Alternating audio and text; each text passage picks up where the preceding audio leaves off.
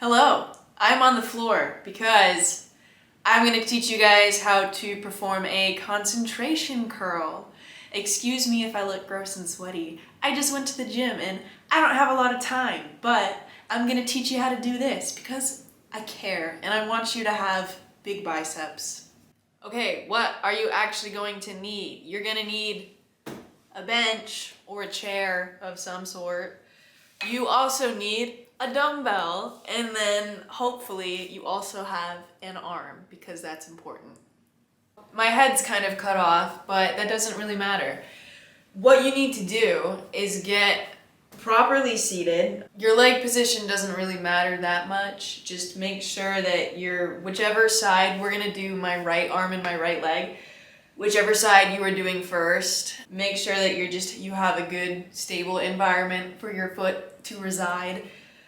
But so when you think about a concentration curl or a curl in general, our arm is going from a lengthened position to one that's up here and contracted. But something to remember is that your bicep is not just doing this movement.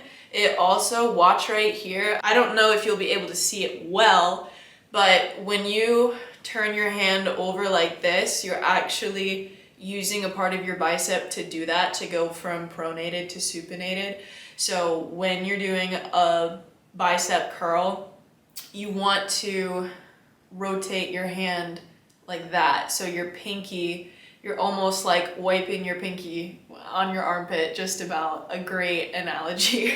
But to do a concentration curl, probably the number one mistake I see for people just getting into the gym and trying to do this exercise is that they put their elbow on top of their leg. Don't do that. Your elbow goes on the side of your leg.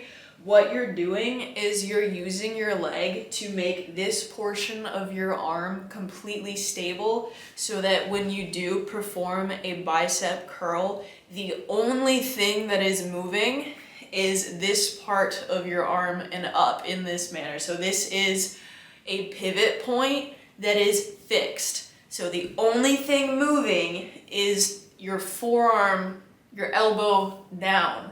So we're going up like that. So when we have, let me get that tighter, our dumbbell, our elbow is pushing into our leg, and at the same time our leg is pushing into our elbow, making this part of our arm extremely stable. So what do we do with our left arm? Put it somewhere comfortable. So I put it on my left leg like this. So when I do the curl, I come up, I do a full range of motion, and I go back down. Fascinating. But see how I'm not kicking my leg over like that and cheating? That's actually a way that you can get more volume.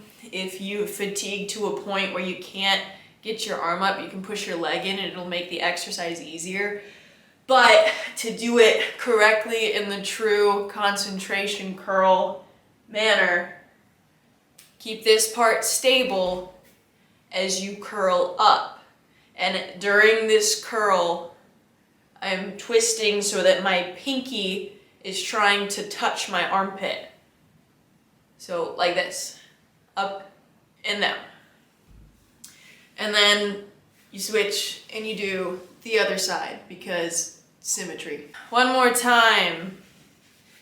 Stable arm pushing into my leg. My leg is working to push into my arm as well.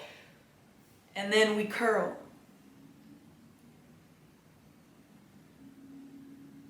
Just like that. What you can do, if your seat or your bench is too tall, this leg, you can put, if there's like a wooden step or a block, you can put it under your foot or even another plate so that this leg's actually up higher so that you don't have to bend over as much. So you're just in position and then you do the curl. So that is how you do a concentration curl. If you have questions, ask them and I will answer them in the comments. Thank you. Have a great day. I hope you can get big arms now too. But if you're trying to get big arms, you probably should just be training your back more than your biceps, but don't listen to me, who am I?